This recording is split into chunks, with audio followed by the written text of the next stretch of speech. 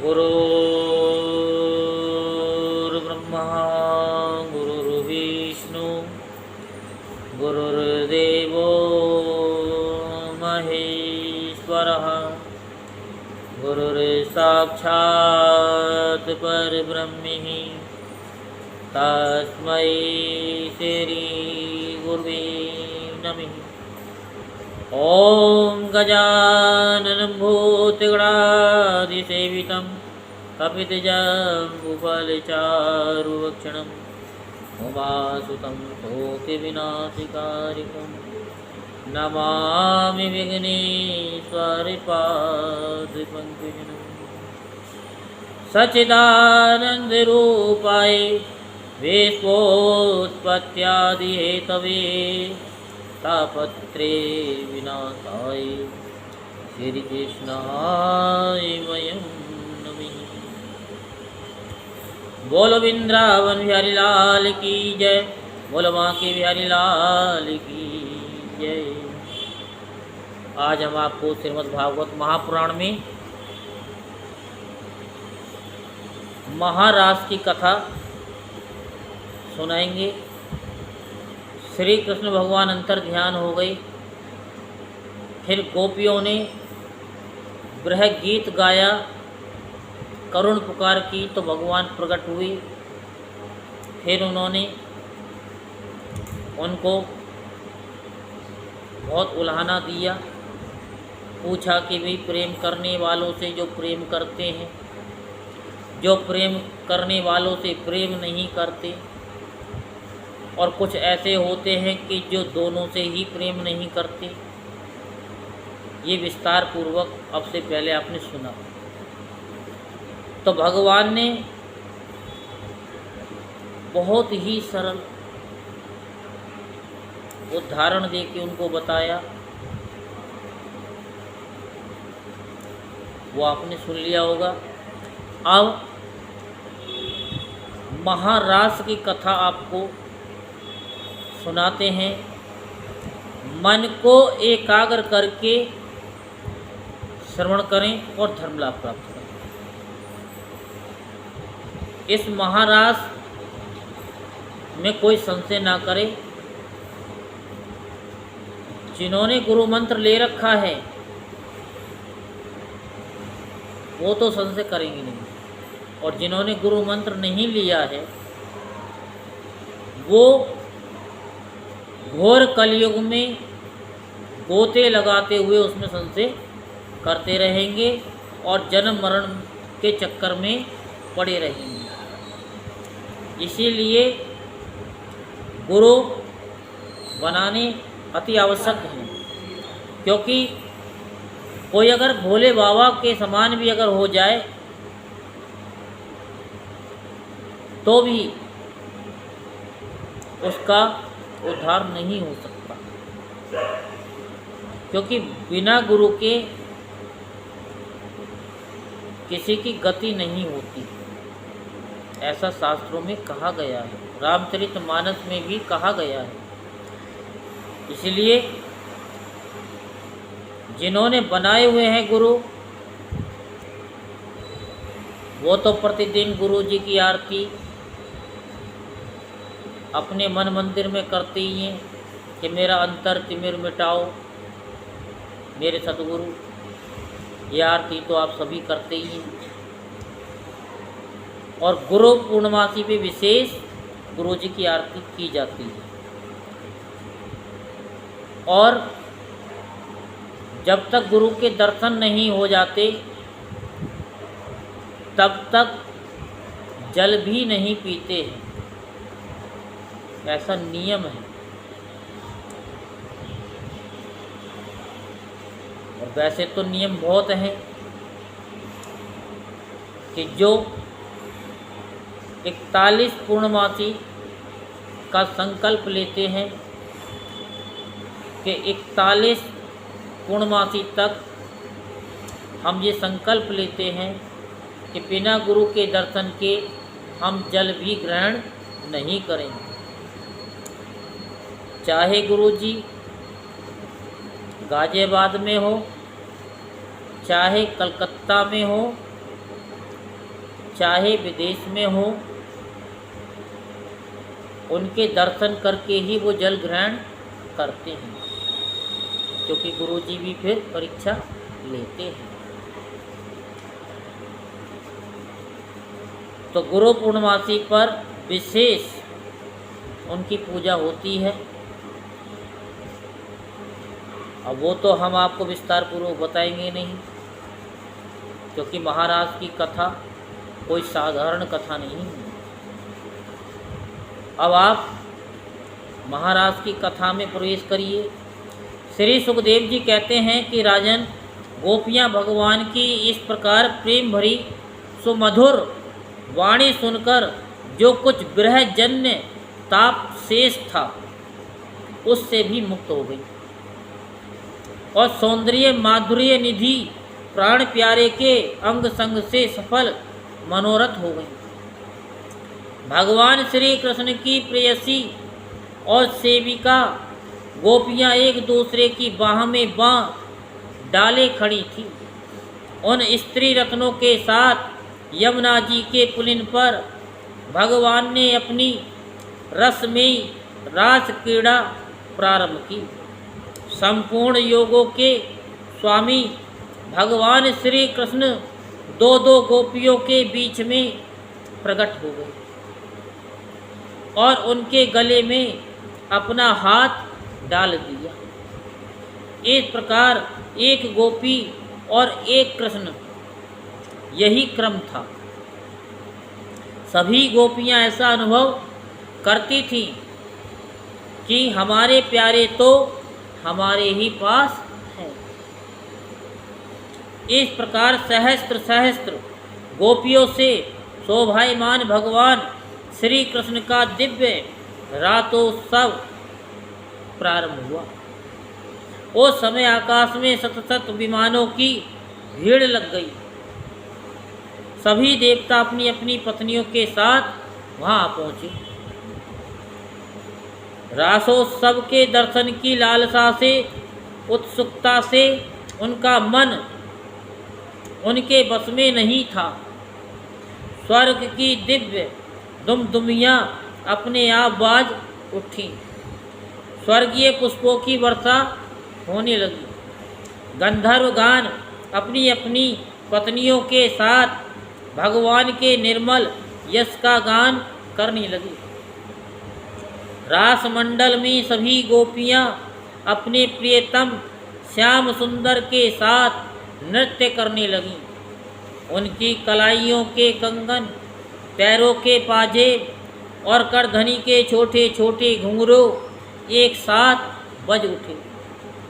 असंख्य गोपियाँ थीं, इसलिए ये मधुर ध्वनि भी बड़े ही जोर की हो रही थी।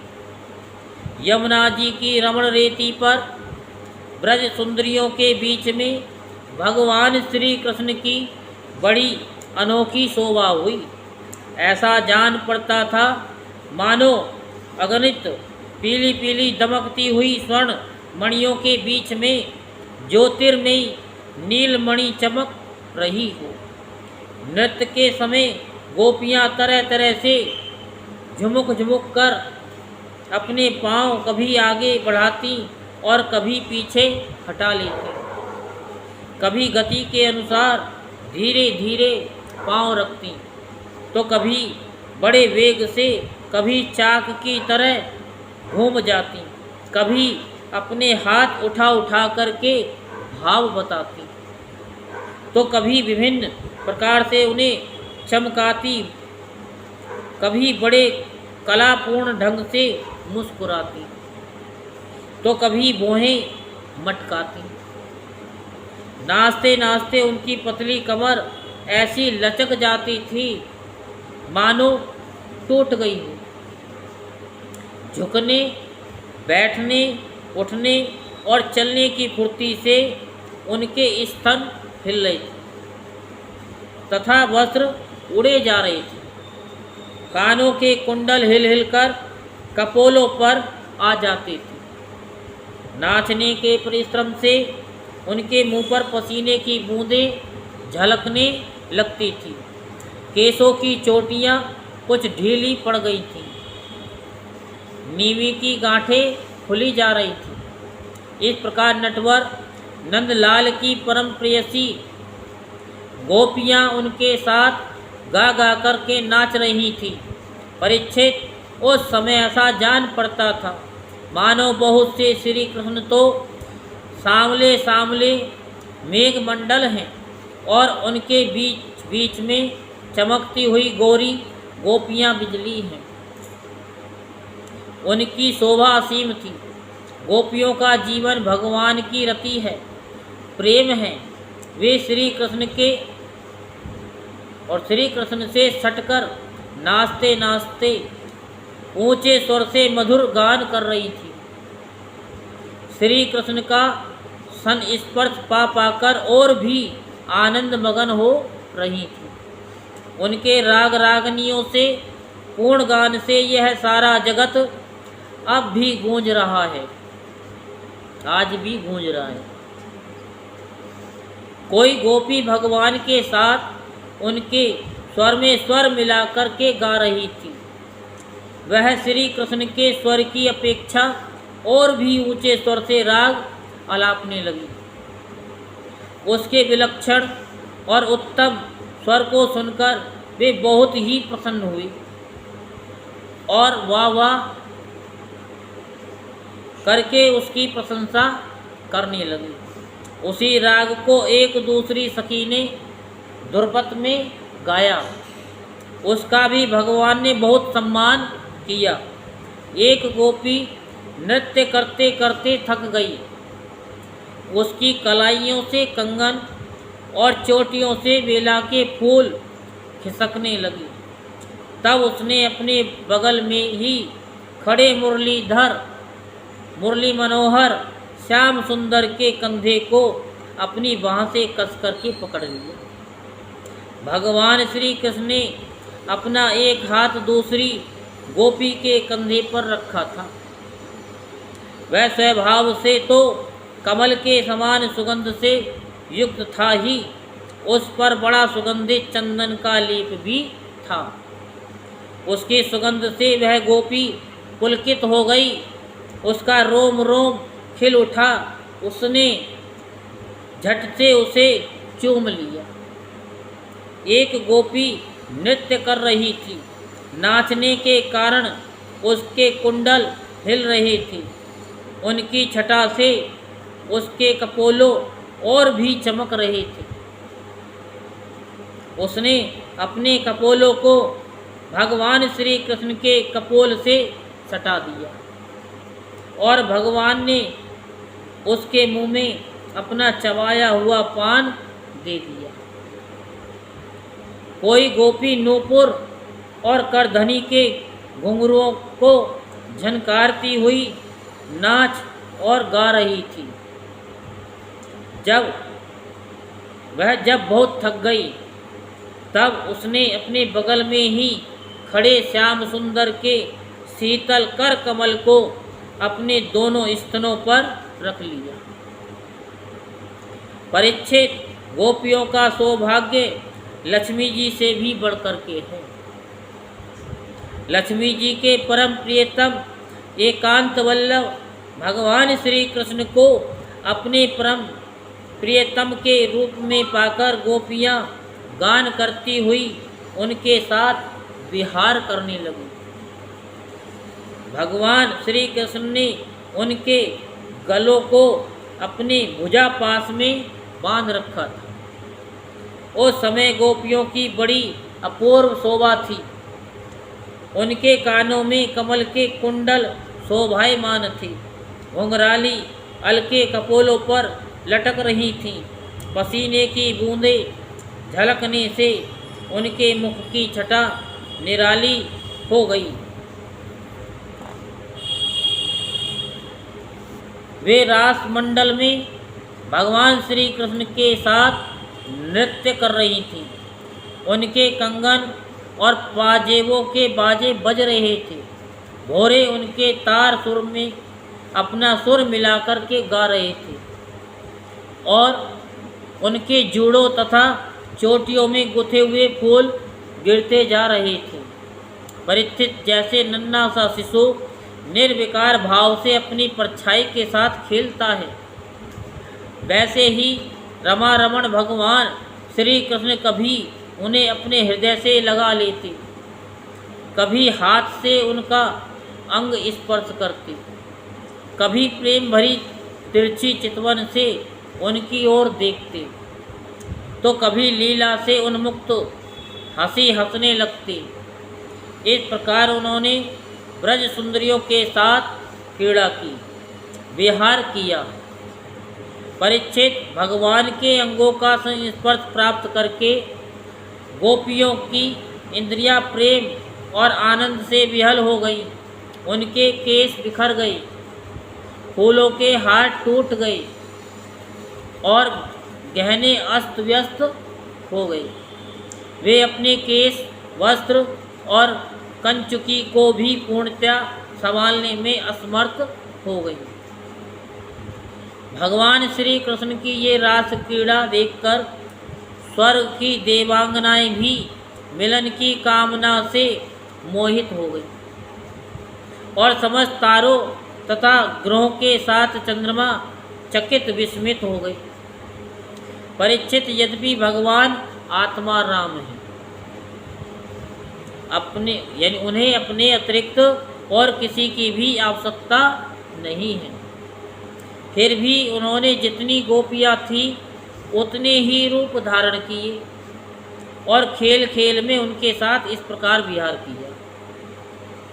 जब बहुत देर तक गान और नृत्य आदि विहार करने के कारण गोपियाँ थक गईं, तब करुणा में भगवान श्री कृष्ण ने बड़े प्रेम से स्वयं अपने सुगंध कर कमलों के द्वारा उनके मुंह पहुँचे।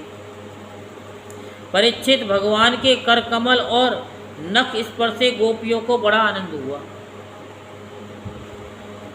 उन्होंने अपने उन कपोलों के सौंदर्य से, जिन पर सोने के कुंडल झिलमिला रहे थे और घुंघराली अलके लटक रही थी, तथा उस प्रेम भरी चितवन से जो सुधा से भी मीठी मुस्कान से उज्ज्वल हो रही थी, भगवान श्री कृष्ण का सम्मान किया और प्रभु की परम पवित्र लीलाओं का गान करने लगी।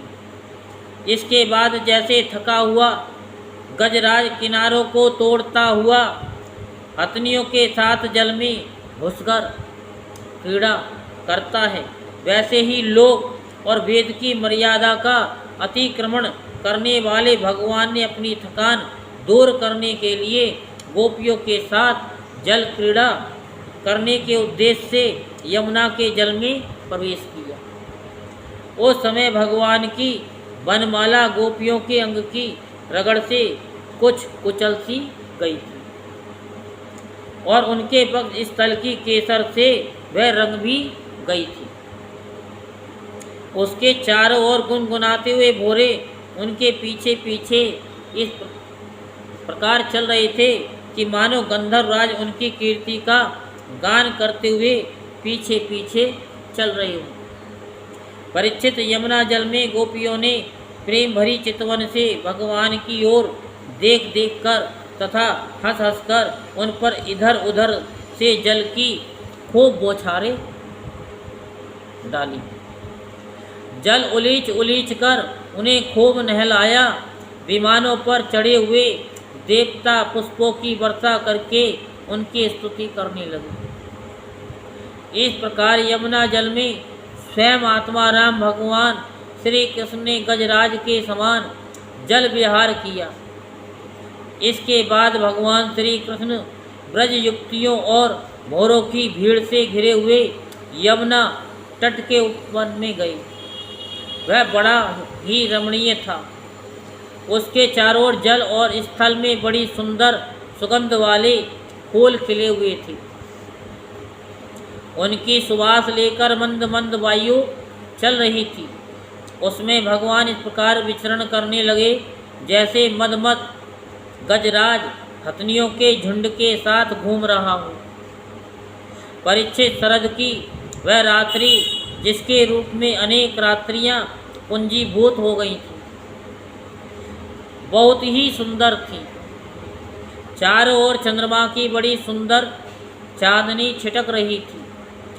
काव्यों में शरद ऋतु की जिन रस सामग्रियों का वर्णन मिलता है, उन सभी से वह युक्त थी। उसमें भगवान श्री कृष्ण ने अपनी प्रेयसी गोपियों के साथ यमुना के पुलिन यमुना जी और उनके उपवन में विहार किया। ये बात स्मरण रखनी चाहिए कि भगवान सत्य संकल्प है। ये सब उनके चिन्मय संकल्प की ही चिन्मयी लीला है और उन्होंने इस लीला में काम भाव को, उसकी चेष्टाओं को तथा उसकी क्रिया को सर्वदा अपने अधीन कर रखा था, उन्हें अपने आप में कैद कर रखा था। राजा परीक्षित ने पूछा, भगवान श्री कृष्ण सारे जगत के एकमात्र स्वामी हैं। उन्होंने अपने अंश श्री बलराम जी के सहित पूर्ण रूप में अवतार ग्रहण किया था। उनके अवतार का उद्देश्य ही यही था कि धर्म की स्थापना हो और अधर्म का नाश। ब्राह्मण वे धर्म मर्यादा के बनाने वाले, उपदेश करने वाले और रक्षक थे। फिर उन्होंने स्वयं धर्म के विपरीत पर स्त्रियों का स्पर्श कैसे किया? राजा परीक्षित, मैं मानता हूं कि भगवान श्री कृष्ण पूर्ण काम थे। उन्हें किसी भी वस्तु की कामना नहीं थी। फिर भी उन्होंने किस अभिप्राय से ये निंदनीय कर्म किया?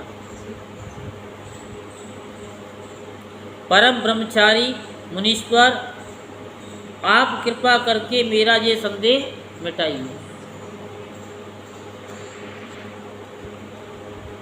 तो श्री सुखदेव जी कहते हैं कि सूर्य, अग्नि आदि ईश्वर समर्थ कभी कभी धर्म का उल्लंघन और साहस का काम करते देखे जाते हैं।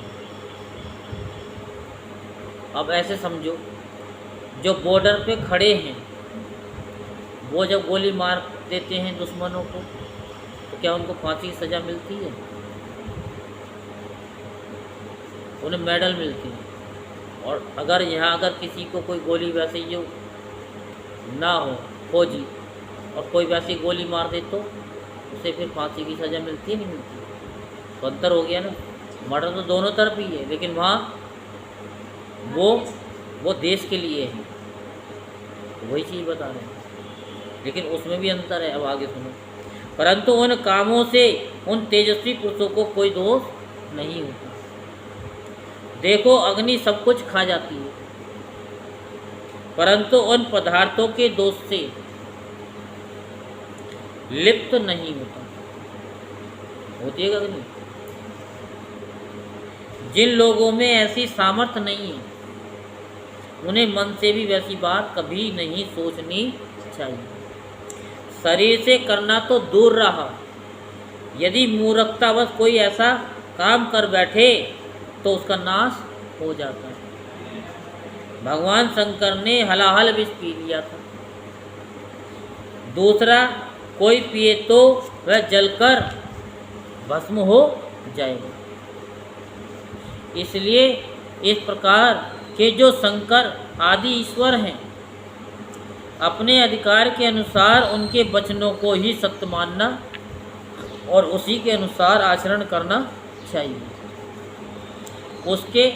उनके आचरण का अनुकरण तो कहीं कहीं ही किया जाता है। इसलिए बुद्धिमान पुरुष को चाहिए कि उनका जो आचरण उनके उपदेश के अनुकूल हो, उसी को जीवन में उतारें। परीक्षित, वे सामर्थ्यवान पुरुष अहंकारहीन होते हैं। शुभ कर्म करने में उनका कोई सांसारिक स्वार्थ नहीं होता और अशुभ कर्म करने में अनर्थ, नुकसान नहीं होता।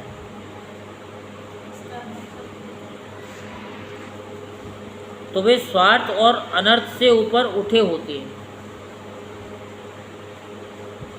जब उन्हीं के संबंध में ऐसी बात है, तब जो पशु पक्षी मनुष्य देवता आदि समस्त चराचर जीवों के एकमात्र प्रभु सर्वेश्वर भगवान हैं।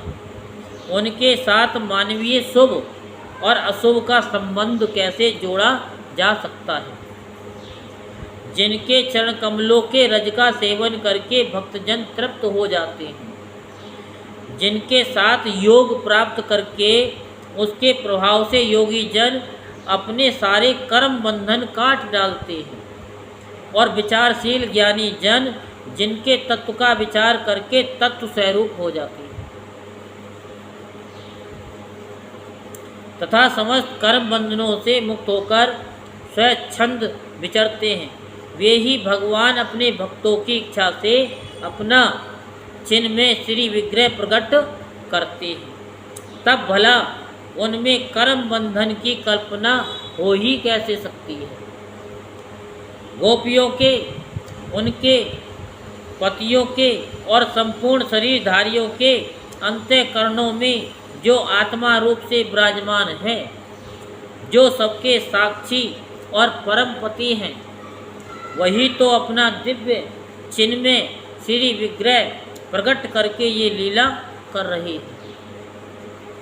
भगवान जीवों पर कृपा करने के लिए ही अपने को मनुष्य रूप में प्रकट करते हैं और ऐसी लीलाएं करते हैं जिन्हें सुनकर जीव भगवत पारायण हो जाए। ब्रजवासी गोपों ने भगवान श्री कृष्ण में तनिक भी दोष बुद्धि नहीं की। वे उनकी योग माया से मोहित होकर ऐसा समझ रहे थे कि हमारी पत्नियां हमारे पास ही है। बस समझ में आई? ब्रह्मा की रात्रि के बराबर वह रात्रि बीत गई और ब्रह्म मुहूर्त आया। यद्यपि गोपियों की इच्छा अपने घर लौटने की नहीं थी, फिर भी भगवान श्री कृष्ण की आज्ञा से वे अपने घर चली गई, क्योंकि वे अपनी प्रत्येक चेष्टा से, प्रत्येक संकल्प से केवल भगवान को ही प्रसन्न करना चाहते हैं। परीक्षित जो धीर पुरुष ब्रज युक्तियों के साथ भगवान श्री कृष्ण के इस छिन्न में रास विलास का श्रद्धा के साथ बार बार श्रवण और वर्णन करता है, उसे भगवान के चरणों में पराभक्ति की प्राप्ति होती है और वह बहुत ही शीघ्र अपने हृदय के रोग काम विकार से छुटकारा पा जाता है। जो काम का विकार है उसे छुटकारा पा जाता है, उसका काम भाव सर्वदा के लिए नष्ट हो जाता है। इससे आगे की कथा भाग 2 या पार्ट 2 में सुनाएंगे। बोल वृंदावन बिहारी लाल की जय, बोल बांके बिहारी लाल की जय। जय जय श्री राधेश्याम, जय जय श्री राधेश्याम, जय जय श्री राधेश्याम।